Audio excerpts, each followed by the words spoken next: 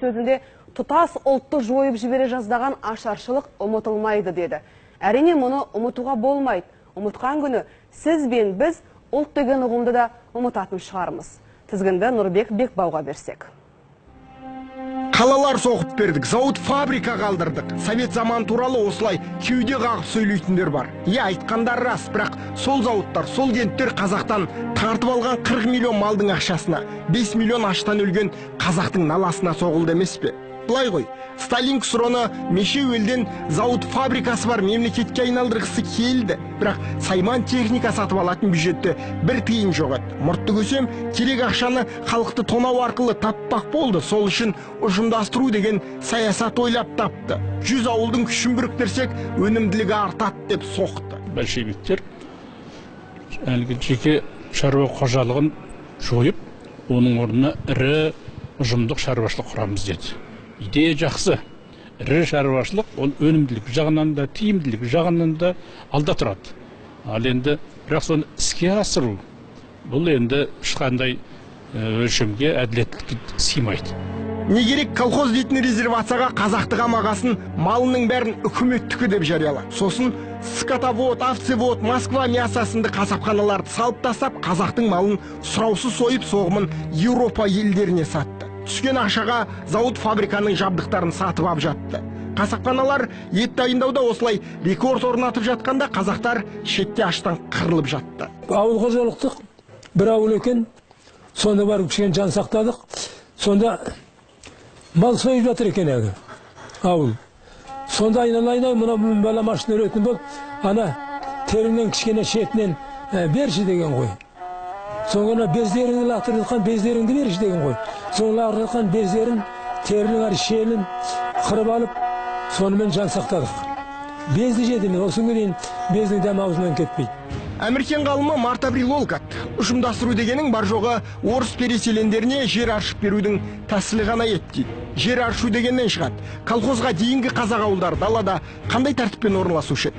Ортада малшы жалшысы бар атаның үлкен шаңырағы орнығатын, ал енші алысқан балалары 2-3 шақырымға кетіп, олар да ауыл боп айнала қонатын. Сосын 30-40 шақырымнан кейін тура сондай қара шаңырақ ауылды көретін ек. Оның да айналасын ұсақ-ұсақ енші ауылдар қоршап жататын. Көз алдыңызға алапат өрмек келді ме? Қазақ ауылдар солай күллі даланы орап, бір пұшпағында бос қалдырмастан қамтып жататын. Ұжымдастыру науқаны бүкіл даланы бүркеп жатқан осы ауылдарды сыпыра қуып бір жерге әкеп үйіп тастау саясаты болды. Осының кесірінен дала аршылды, бос жер көбейді. Осы кезде ішкі Ресейден ұжымдастыруға көмек деген желеумен 500 мың орыс отбасы көшірілді. Экологиялық ыңғайлы мекендерде шашырай қонған жүздеген ауылдарды орнынан қуып, шөл далада колхоз құрды. Осылайша қазақ жерінен айырылды. Артынша үкімет малды да тартып алды. Жерсіз, малсыз қазаққа аштан өлуден басқа жол қалмады. Ақтылы малын тартып ап, өзін қырып жатқанда қазақтар қарап қалмады. Қол жинап коммунистерге қарсы соғыс ашты. Алайда ала-құлақ аруланған азғантай қазақ не істей алады? Көтерілістің барлығы аяусыз жаншылып қанға батырылды. Ар жағы қасірет, құлдық кеп, бірде-екі ру ғана атысып, шабысып, қырылып жүріп шетелге шығып кетті. Өзінің басты қорегі малынан, табыс көзінен айырылған қазақ қоғамы құлдырап кері кетті. Жұмысқа тұрам, нан табам деп қалаларға келген аш қазақтарды үкімет арнайы жасақ құрып, аң құсатып аулағаны туралы деректер бар. Адамзат тарихында мұндай геноцид көрген халық жоқ. Ең сорақысы аштық өршіп тұрғанда қазақ соңғы рет сілкіне көтеріліп жатқанда қызыл үкімет ештеме көрмеген, білмеген кейіп танытты. 32-дегі социалды Қазақстан газетін ақтарып көріңізші. Сенесіз бе? Газетте аштық жайлы бір ауыз сөз таба алмайсың. Керісінше колхоз совхозды мақтаған мақала толы анда. Қазақтың түбіне жете жаздаған саясатты мақтату, жырлату социалистік системаның ғана қолынан келетін мұғжиза шығар бәлкім. 37 жылы ұсталып 38-де атылған Жанайдар Сәдуақас былай дейді. Біздің дейді, осындай ашаршылық отқанда, Голошокин жолдас асыра сілтеуге жол беріп жатқанда, мұнауың дұрыс емес, мұнаны тоқтату керек деп Голошокинге айтуға еркектігіміз жетпеді дейді. Бұл не деген сөз? Бұл біздің қазақ қоғамын 22 жылы әлі бар намыс, азаматтық деген азайып, қазақ қоғамын үрей бойлап кетті деген сөз. Бизон болмаса үндісте болмайды дейтін америкалық тәжірибені большевиктер бізге пайдаланды. Миллиондаған мал кәмпескеленгеннен кейін қазақ даласында екінші ақтабан шұбырынды орнады. Аштықтан есі кеткен адамдар бір үзім нан іздеп темір жолды жағалады. Қалаларға ұмтылды. Люди, голода, беженцы. Ашаршылықтан бас сауғалаған арқа қазақтары Қарағанды қаласына қарай ағылды. Бірақ босқындарды мұнда ешкім қабылдамады. Ал сол кезде шақтыға адам жетпей жатқан. Иванов деген исполком басшысы аш қазақты жұмысқа алудың орнына соны Белоруссиядан, ішкі Ресейден адамдар әкелуге тапсырма берді. Жендеттер қалаға кірмек болған аш жалаңаш қазақтарды пулеметтің жаңбырдай жауған оғымен қарсы алды. Қазақтың малының ақшасына салынған қалаларға қазақты кіргізбей қойды. Қазақтың көбі сол жылдары Алатау асты Ферғана барды. Сол жерде өз балаларын астыққа немесе бір үзім нанға айырбастағандар көп болды. Ал көше алмаған, кете алмаған жұрт арасында адамның етін жеу басталды. Өздеріне қол салғандар да көп болыпты. Кім білет, осылай істесем, көңілдегі күнәһар ойды көрге ала кетем деп ойлаған шығар о кісілер. Я, ашаршылық қазақты мүлдем басқа халыққа айналдырып жіберді. Әсіресе ұлтымыздың руханияты санасы қатты мертікті.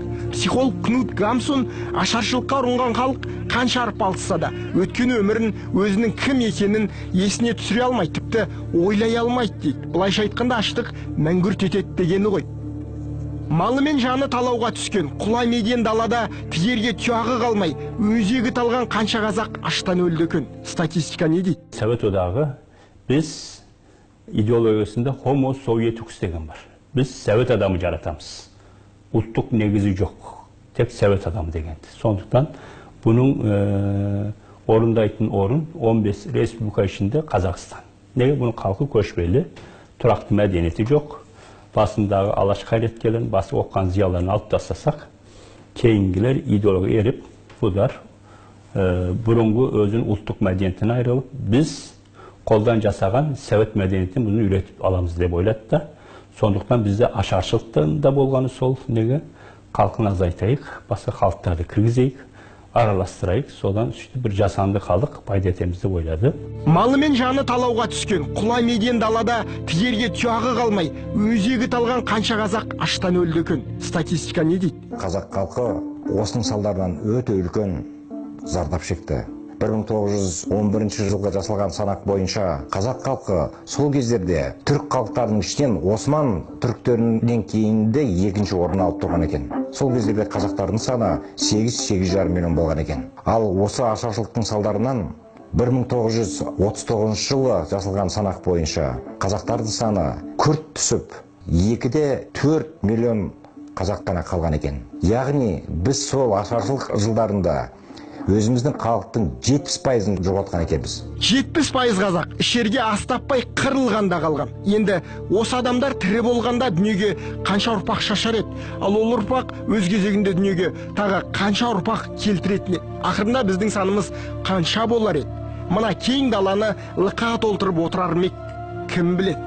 Оны ойлаудың өзі қасірет. Шамамен біз 60 миллионға барып қалар едік.